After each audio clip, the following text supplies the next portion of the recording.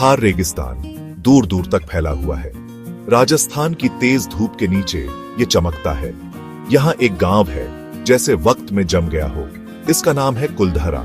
ये हवा खाली दरवाजों से फुसफुसाती हुई गुजरती है, वीरान आंगनों में आहें भरती है।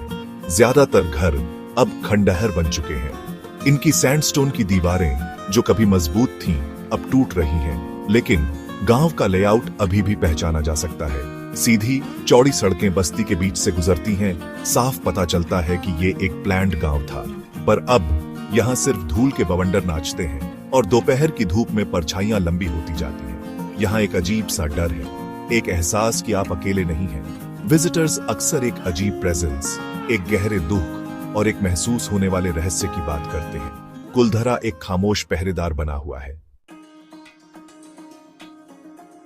कुलधरा हमेशा से कोई गोस्ट टाउन नहीं था। यह कभी एक जिंदा दिल, चहल पहल वाली जगह थी। इसे 13वीं सदी में पालीवाल ब्राह्मणों ने बसाया था, जो एक पढ़े लिखे कम्युनिटी थे। उन्होंने अपनी मेहनत से रेगिस्तान में भी बहार ला दी थी। पालीवाल सिर्फ किसान नहीं थे, वे होशियार व्यापारी और पशुपालक भी थे। पीढ़ी दर पीढ़ी उनकी दौलत बढ़ती गई और कुलधरा एक खुशहाल गांव बन गया। उनका आर्किटेक्चर प्रैक्टिकल होने के साथ साथ एलिगेंट भी था। घर साइंटिफिकली बनाए गए थे। रेगिस्तान की गर्मी में भी ठंडा रहने के लिए डिजाइन किए गए थे। कई घरों में शानदार नक्काशी थी और मंदिर कम्युनिटी लाइफ के केंद्र थे। लगभग 5 सदियों तक कुलधरा फलता फूलता रहा। फिर कुछ ऐसा हुआ जिसने सब कुछ बदल दिया। यहां की लोक कथा एक बहुत ड्रामेटिक कहानी बताती है। ये जैसलमेर रियासत के एक ताकतवर मंत्री सलीम सिंह की बात करती है। वो अपनी क्रूरता और लालच के लिए जाना जाता था। उसकी नजर कुलधरा की खुशहाली पर पड़ी और कुछ लोग कहते हैं गांव के मुखिया की खूबसूरत बेटी पर भी। सलीम सिंह उसे पाना चाहता था और उसने शादी के लिए उसका हाथ मांगा। पालीवाल एक स्वाभिमानी कम्युनिटी थे। वे अपनी इज्जत को सबसे ऊपर रखते थे।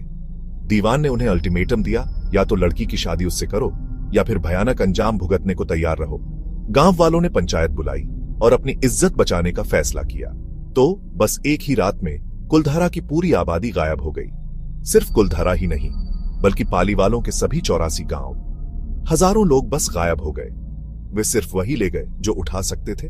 अपने घर, अपनी जमीनें, अपना इतिहास सब पीछे छोड़ गए। जाते जाते वे एक श्राप दे गए, कुलधरा पर एक श्राप। 200 से ज्यादा सालों से यह खाली पड़ा है।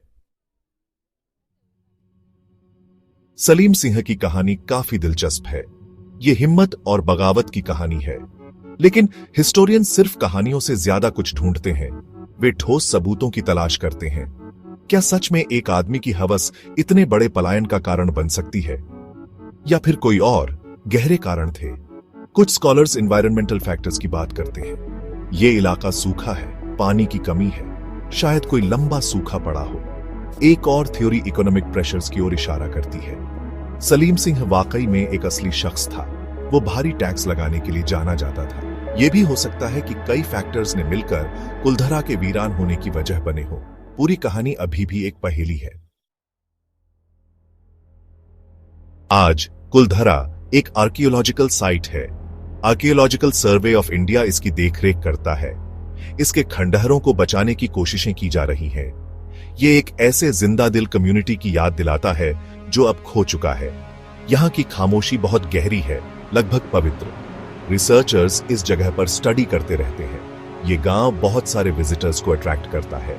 टूरिस्ट्स, इतिहासकार और पैरानॉर्मल में दिलचस्पी रखने वाले लोग। बहुत से लोग इसकी वीरान गलियों में घूमते हैं, इसके अतीत का बोझ महसूस करते हैं। कुछ लोग अजीब फिनोमेना एक्सपीरियंस करने का दावा करते हैं। ये कहानियां कुलधरा के रहस्य को और बढ़ाती हैं। कुलधरा घूमना एक यूनिक एक्सपीरियंस है।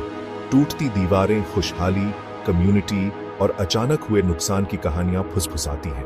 कुलधरा आज भी खामोश और रहस्यमयी बना हुआ है, पत्थर और रेत पर लिखी एक डरावनी विरासत।